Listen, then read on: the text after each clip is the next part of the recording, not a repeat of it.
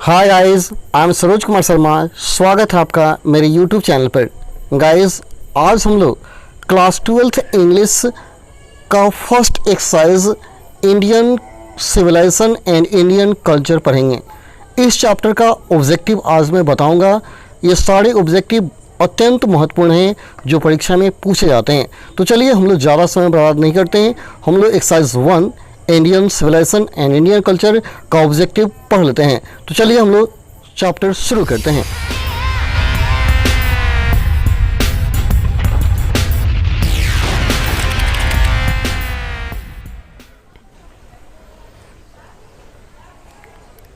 सबसे पहला क्वेश्चन है, simple living in high thinking is the base of. आपको बताना है सिंपल लिविंग और हाई थिंकिंग किसका बेस है। विकल्प है ईरानियन सिविलाइजेशन, अगला है इंडियन सिविलाइजेशन, फिर अमेरिकन सिविलाइजेशन और अगला है यूरोपियन सिविलाइजेशन। यानी याद रहे सिंपल लिविंग और हाई थिंकिंग जो है यह इंडियन सिविलाइजेशन का बेस है। आपका विकल्प बी सही है, इंडियन सिविलाइजेशन। ओके, नेक्स्ट है second question, Pharaoh were rulers of ancient. यानी फेराओ कहाँ के रूलर थे। विकल्प है इजिप्ट, रशियन, इंडियन या ग्रीस। कहाँ के रूलर से, तो आंसर होगा इजिप्ट, विकल्प नंबर ए सही है। ओके, अगला dash were rulers of Egypt. Egypt के रूलर्स थे कौन, तो अभी पहले क्वेश्चन पढ़े थे फेराओ। आपका विकल्प बी सही है, विकल्प बी सही है। अगला given is associated with dash. Given is 4 number question है, given is associated with dash. विकल्प है इटली, ग्रीस, जर्मनी या फ्रांस। तो आपका आंसर हो जाएगा Italy, given is associated with Italy. Okay, next है our forefather did not invent machine day because. यानी हमारे पूर्वज मशीन का आविष्कार नहीं किए क्योंकि because these have made us pride, these would have made us lazy, these would have made us ignorant या these would have made us smart। तो हमारे पूर्वज मशीन का आविष्कार नहीं किए थे क्योंकि वो जानते थे कि मशीन हम लोगों को लेजी बना देगा। तो आपका विकल्प बी सही है, these would have made us lazy, विकल्प बी सही है। अगला क्वेश्चन है 6 नंबर, my experiment with truth was written by. My experiment with truth लिखा गया है। विकल्प है मौलाना अब्दुल कलाम आज़ाद, अगला जे.एल. नेहरू, अगला सरदार पटेल और नेक्स्ट है महात्मा गांधी। यानी सत्य के साथ प्रयोग, ये किताब किसने लिखा है, तो इसका आंसर होगा महात्मा गांधी, विकल्प डी सही है, महात्मा गांधी। अगला the people of Europe learn their lesson from the writing of the manners. यानी यूरोप के लोग कहाँ के मैंस के राइटिंग से, लेख से सीखे थे। विकल्प ब्रिटेन, जर्मनी, स्पेन या ग्रीस और रोम। तो याद रहे यूरोप के जो लोग थे ग्रीस और रोम के राइटिंग से ही सीखे थे और तब विकल्प डी आपका सही है, Greece and Rome. Okay, next 8 number question, the mind is a restless dash, the more it gets the more it wants. दिमाग डैश है जो जितना मिलता है उतना ही चाहता है। विकल्प दिया गया डॉग, बर्ड, मॉन्की या काऊ। तो गांधी जी बताए थे कि mind is a restless bird, the more it gets the more it wants. दिमाग एक बेचैन चिड़िया है, जितना यह पाता है उतना ही यह चाहता है। अतः विकल्प भी आपका सही होगा। अगला होगा question number 9, I am no hater of the dash. Mahatma Gandhi for I, यहाँ आई महात्मा गांधी के अर्थ में उपयोग किया गया है। यानी कहा था Mahatma Gandhi no hater of the dash. यानी गांधी जी किससे नफरत नहीं करते थे। विकल्प है ईस्ट, नॉर्थ, साउथ या वेस्ट। तो आंसर होगा वेस्ट। यानी महात्मा गांधी पश्चिमी सभ्यता से नफरत नहीं करते थे, लेकिन वो कहते थे कि हमें उसका नकल नहीं करना है, कॉपी नहीं करना है, उस सभ्यता को अपनाना नहीं है। अगला है the world famous Attic civilization is in. World famous Attic civilization कहाँ है। विकल्प है ग्रीस, इटली, स्पेन या पुर्तगाल। यानी world famous Attic civilization is in, विकल्प ग्रीस, इटली, स्पेन या पुर्तगाल। तो आपका आंसर हो जाएगा ग्रीस, विकल्प नंबर ए सही। Okay, next the plain living and high thinking is the motto of A. Plain living and high thinking किसका motto है। विकल्प है eastern philosopher, western philosopher, north philosopher या चाइनीज फिलोसफर? तो आपका आंसर होगा वेस्टर्न फिलोसफर, विकल्प नंबर बी। ओके, नेक्स्ट है sacrifice is the soul aim of, कहता sacrifice is the soul aim of, किसका सोल एम है? विकल्प है इंडियन सिविलाइजेशन, अगला रोमन सिविलाइजेशन, फिर नेक्स्ट है ग्रीक सिविलाइजेशन या चाइनीज सिविलाइजेशन। एंड सेक्रीफाइस किसका सोल एम है ये बताना आपका, तो वो होगा सेक्रीफाइस जो है इंडियन सिविलाइजेशन का सोल एम है, विकल्प ए आपका सही है। अगला क्वेश्चन है sacrifice is the soul aim of our, यानी सेक्रीफाइस किसका सोल एम है? फेराओ का, फार्मर्स का, फिलोसफर का, साइंटिस्ट का या ऋषि का? आंसर होगा ऋषि, ऋषि का सोल एम है। ओके, नेक्स्ट है dash viewed large cities as snares and useless encumbrances, यानी किसने देखा है कि बड़े बड़े शहर हैं क्या है स्नेयर्स और यूजलेस इनकम्बरेंस का है? किसने देखा है इस चीज़ को? विकल्प दिया रोमांस, इटलियंस, जर्मन्स या आवर एंसेस्टर्स? आंसर होगा आवर एंसेस्टर, हमारे पूर्वजों ने इस बात को देखा है कि बड़े बड़े नगर जो हैं वो क्या हैं? लार्ज, वो स्नेयर हैं, और क्या है? यूजलेस इनकम्बरेंस है, बड़े बड़े शहर। ओके, नेक्स्ट है dash were satisfied with small villages, कौन छोटे गांव में संतुष्ट हैं? विकल्प है रोमन्स, आवर एंसेस्टर्स, इटालियंस या जर्मन्स? आपका आंसर होगा आवर एंसेस्टर, विकल्प भी, यानी हमारे पूर्वज छोटे गांव में ही खुश थे, संतुष्ट थे। अगला है 60 number, he was more a spiritual leaders than a politician, यानी पॉलिटिशियन की अपेक्षा ज़्यादा स्पिरिचुअल लीडर कौन थे? जवाहरलाल नेहरू, लाल बहादुर शास्त्री, मोहनदास करमचंद गांधी या लोकमान्य तिलक? तो आपका आंसर होगा मोहनदास करमचंद गांधी, विकल्प नंबर सी सही है। अगला है which civilization is not beaten in the world, कौन सा सभ्यता संसार में हारने वाला नहीं है? विकल्प है ग्रीक, इंडियन, फेराओ या चाइनीज, यानी कौन सा सभ्यता संसार में हारने वाला नहीं है? तो याद रहे this is the Indian civilization that not to be beaten in the world, विकल्प बी सही है। Okay, next who imagine that they will avoid the mistake of Greece and Rome, who imagine that they will avoid the mistake of Greece and Rome? विकल्प है Indian, Chinese, Japanese या European? Answer होगा European, European ही क्या किए थे? Imagine किए थे कि हम क्या करेंगे? अवॉइड कर देंगे इसके मिस्टेक को, ग्रीस और रोम के मिस्टेक को हम अवॉइड करेंगे, लेकिन ऐसा हुआ नहीं। ठीक है,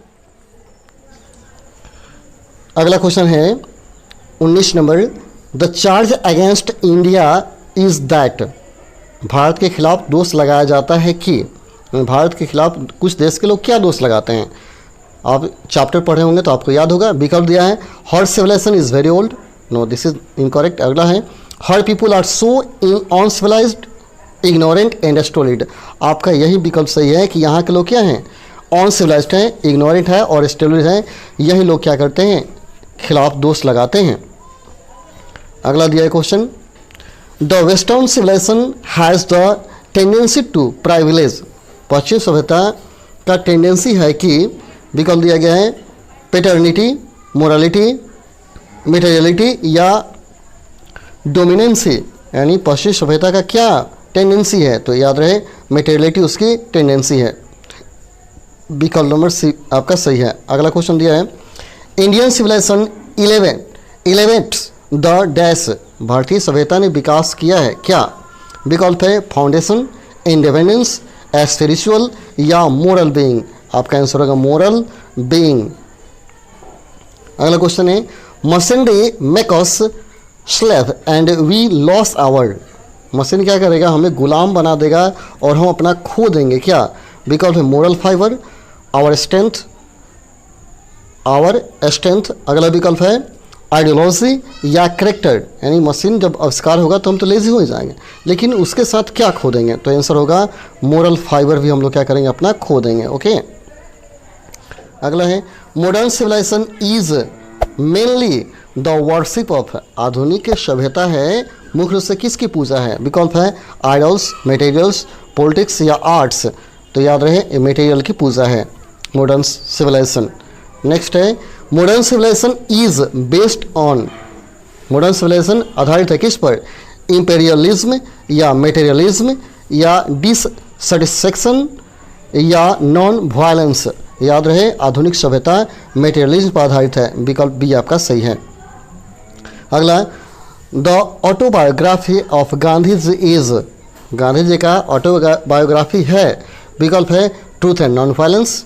अगला है माई इनकाउंटर विथ इंग्लैंड या स्वराज है या माई एक्सपेरिमेंट विथ ट्रूथ है। तो याद रहे गांधी जी का जो माई एक्सपेरिमेंट विथ ट्रूथ जो है वो उनकी ऑटोबायोग्राफी है, विकल्प नंबर आपका डी सही है, my experiment with truth. Okay.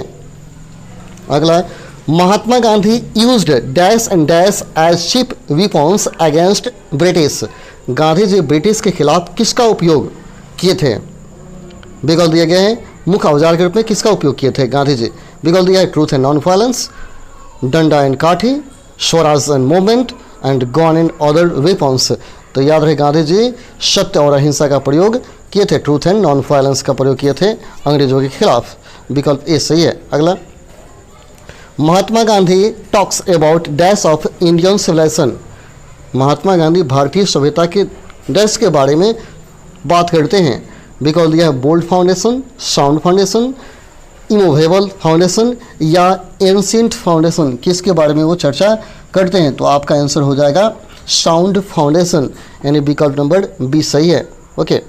Next है I believe that the civilization India has dash is not to be beaten in the world, मेरा विश्वास है कि भारत ने डैश सभ्यता विकसित किया है जो संसार में हारने वाला नहीं, यानी आपका होगा आंसर विकल्प दिया इवॉल्व्ड, इन्वॉल्व या डेवलप या हो जाएगा मेड, यानी इवॉल्व्ड यानी बनाया है, विकसित किया है ऐसा सभ्यता जो संसार में हारने वाला नहीं है।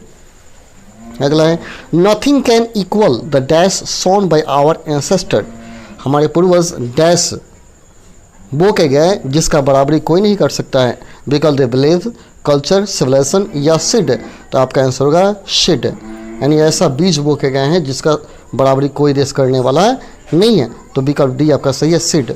अगला है but India, 30 number question, but India is still somehow or other sound at the dash, कहता है but India is still somehow or other sound at the dash, विकल्प दिया है development, in old culture, civilization या foundation, यानी आपको चुनना है कि कौन सा आंसर आपका सही होगा। तो याद रहे इसका आंसर होगा फाउंडेशन, यानी विकल्प डी आपका सही है। ओके।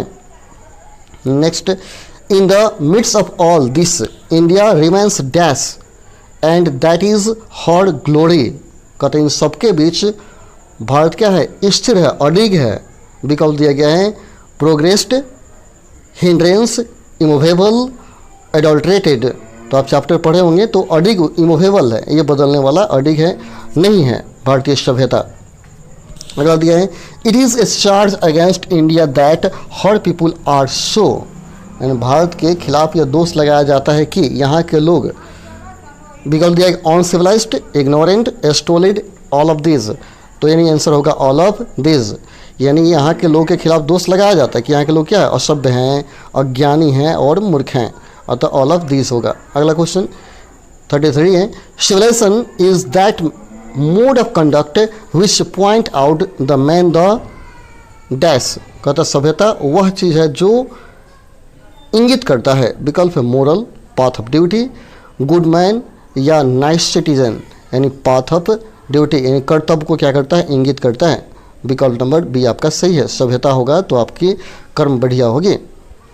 अगला the Gujarati equivalent for civilization means, and Gujarati भाषा में सभ्यता का अर्थ है क्या, विकल्प है good person, good character, good conduct या गुड कल्चर।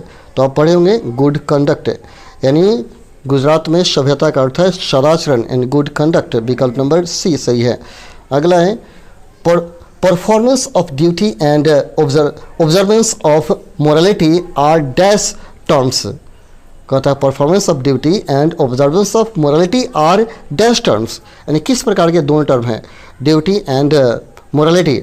बिकॉज दिया है स्टोलिड, कॉम्फर्टेबल, डिलीवरेंस, डिलीवरेट या नॉन ऑफ दीज।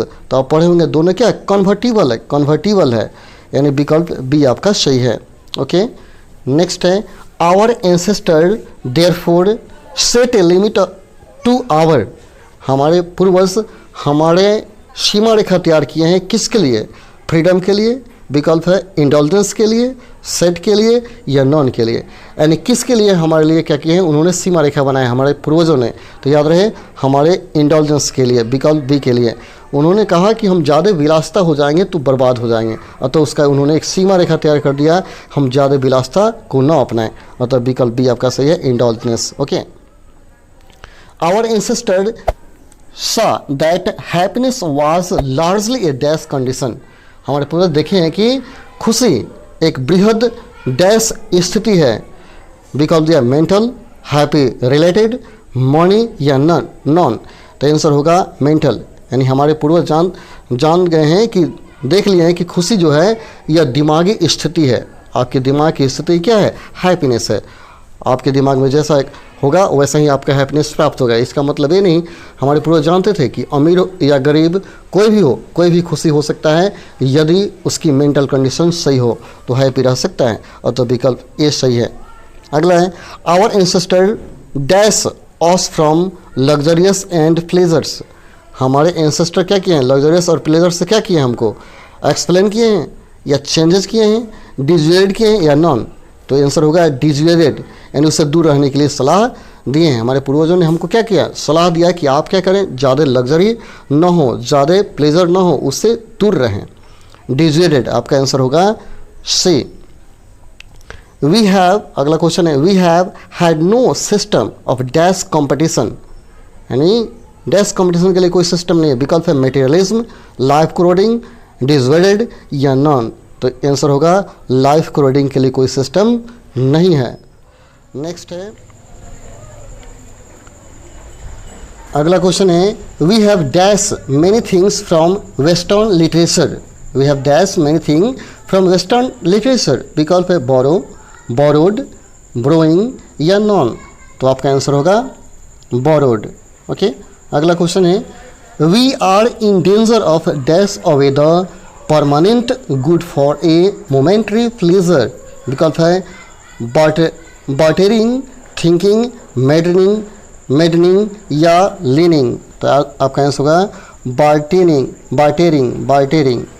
अगला है question we are dash by the material progress that western science made. We are dash by the material progress that western science made. विकल्प दिया गया है ड्रेजल्ड, ड्रेजल, ड्रेजलिंग या नॉन। आंसर होगा ड्रेजल्ड। यानी हम लोग क्या किए हैं, ये आविष्कार के सामानों से हमारी जो नज़रिया है चौंधिया गई है, हम अच्छाई को नहीं देख पा रहे हैं और बुराई की तरफ बढ़ते जा रहे हैं। चलिए तो आज हम लोग इतना ही रहने देते हैं, तब तक आप इसको तैयार कीजिए, फिर हम लोग मिलते हैं कल अगले वीडियो में। तब तक के लिए धन्यवाद। जय हिंद, जय भारत।